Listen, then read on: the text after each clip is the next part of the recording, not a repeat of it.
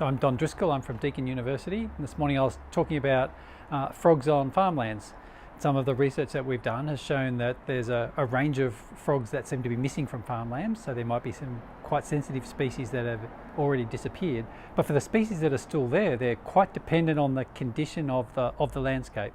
So for species that live in swamps, they need native vegetation, and if that vegetation is cleared for cropping or it's degraded by heavy grazing, then some of these frogs start to disappear. And the same can be said for native vegetation. So wild frogs' breeding ponds, they go off to these patches of native vegetation during the non-breeding part of the year, and they need vegetation in good condition to be able to survive and come back the next year to breed.